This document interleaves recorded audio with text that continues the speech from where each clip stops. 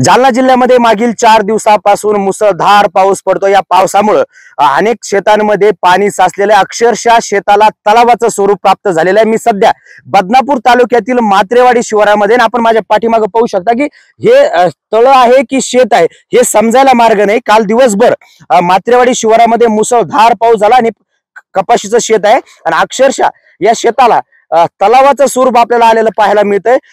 त्याचबरोबर कपाशी पिकाचं मोठं नुकसान हे पाणी साचल्यामुळे झालेलं आहे। पराठी सुकायला सुरुवात झालेली आहे, पिवळी पडायला सुरुवात झालेली आहे। त्यामुळे या शेतकऱ्याचं मोठं नुकसान झालेलं आहे आणि या शेतकऱ्याचा या पाणी साचल्यामुळे मोठा आर्थिक फटका बसणार आहे। माझ्यासोबत शेतकरी आहेत, त्यांच्याशी संवाद साधण्याचा प्रयत्न करूया।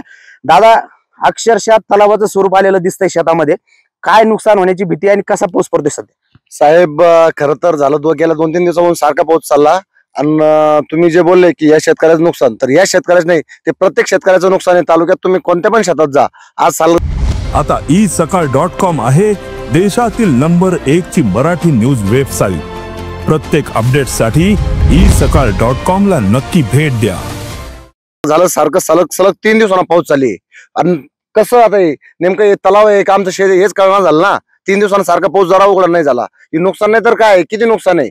अपेक्षा एवढे सरकारने अनुदान द्यावे आणि सरसकट माफ करावे, कर्जमाफी करावे आणि तेवढं अनुदान द्यावे।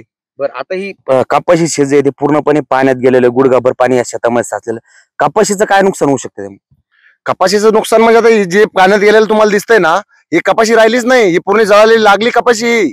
आमच्या खेड्यापाशी तिला लागली म्हणते, ही कपाशी पूर्ण लागलेली। जर तुम्ही बघसाल ना, यातलं काय एक झाड पण येणार नाही। या ऐकून तुम्ही बघा, जसं जसं पाणी कमी होईल तसं तसं हे झाड पूर्ण जळत जाईल, यातलं काही राहिलेलं नाही, पूर्ण नुकसानच झालेलं आहे सगळं।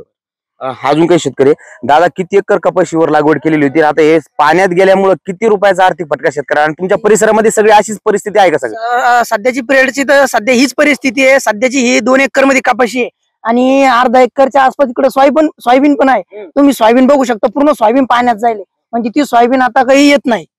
आणि राहिला विषय कपाशीची याच्यानंतर याच्यावर तर काही हाईट बी वाढणार नाही आणि जी आता राहिले सुलेली इकडच्या साईडची ही येईल आणि बाकीची पूर्ण जळून जाणार आहे। याच्यात आपण काही भुईमुग पण लावलेला आहे, भुईमुग पण गेला, मूग आहे, काही मुगाची पाटी टाकलेली आहे, मूग पण गेला, म्हणजे आता हे पूर्णपणे नुकसानच झालेलं आहे। आतापर्यंत या शेती खर्चाला आपण ठोक्यांकरला असल्यामुळे 40,000 रुपये ठोक्याचे जायला आहे आणि राहिला विषय लागवडीचा याचा त्याचा आता लोक असा टोटल खर्च कम से कम 1 लाख रुपयाच्या आसपास आपल्याला आलेला आहे।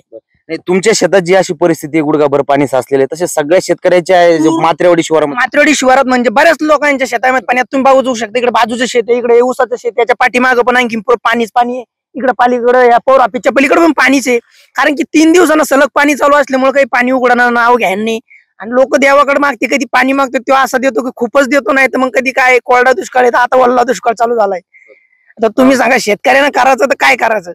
नक्कीच मी सध्या बदनापूर तालुक्यातल्या मात्रेवाडी शिवारामध्ये आणि हीच परिस्थिती जिल्ह्यातील अनेक भागांमध्ये आपल्याला पाहायला मिळते। गेल्या 4 दिवसापासून जिल्ह्यामध्ये सतत मुसळधार पाऊस पडतोय, अनेक शेतकऱ्यांच्या शेतामध्ये पाणी साचलेलं आहे, शेतीला तलावाचं स्वरूप प्राप्त झालं। तर दुसरीकडे या दमदार पावसामुळे, मुसळधार पावसामुळे शेतकरी सुखावला असला तरी अनेक शेतकऱ्यांचं या पावसामुळे नुकसान होताना आपल्याला पाहायला मिळतंय। जिल्ह्यातील अनेक धरणं जी आहेत आता ओव्हरफ्लो होण्याच्या मार्गावरती आहे। त्यामुळे येणाऱ्या काळामध्ये जर असाच पाऊस सुरू राहिला तर शेतकऱ्यांच्या नुकसानीसह धरणं देखील भरण्याची शक्यता वर्तवली जात आहे। अक्षय शिंदे, साम टीव्ही न्यूज, जालना। देश विदेशातील प्रत्येक घडामोडींचे लाईव्ह अपडेट मिळवण्यासाठी आता साम टीव्हीच्या सर्व सोशल मीडिया प्लॅटफॉर्मला लाईक, फॉलो आणि सबस्क्राईब करा।